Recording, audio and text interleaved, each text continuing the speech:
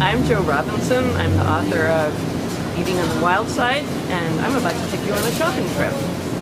Purple grapes are really good for you. It's, again, a really highly nutritious choice in the store, but they have to be fresh. How do you know if grapes are fresh? Well, these are actually so old that you can look at the grapes themselves and you know that they're old. It's kind of desiccated. But what you need to do is train yourself to look at the stems, because the stems on a really fresh grape are going to be really bright green and flexible.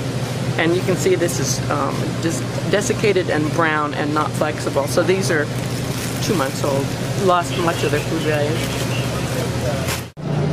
Some fruits and vegetables, it's really important that you get them as fresh as possible, not just for the flavor, but because the nutrients are burned up within just a few days.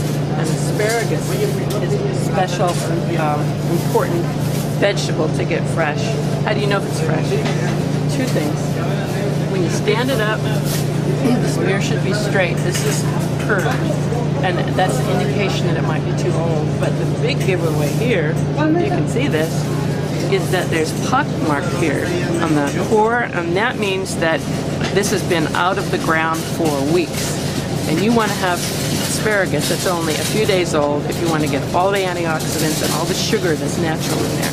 This is a head of arugula, and what is important about arugula is that it is almost a wild plant in terms of its nutrition. It has changed very little. So this is one of the most important greens you can get in the store. Some people like it, some people don't like it, but if you love it, eat a lot of arugula. So we should be eating a lot more sweet potatoes. They have more antioxidants than the russet potatoes that we're used to eating. And also they don't raise our blood sugar as much. Even though they're called sweet potatoes and they taste sweet, they're actually not, this is going to be good if you've got diabetes or have the conditions leading up to it. This is a much better potato to eat.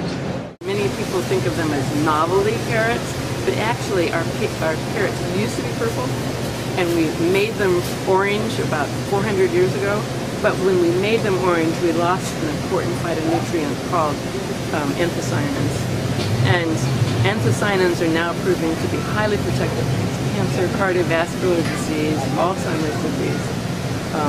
And I'm so happy to see this trend of bringing them back, but we need to see them as the normal carrot rather than a novelty carrot, and eat as many of these as we can.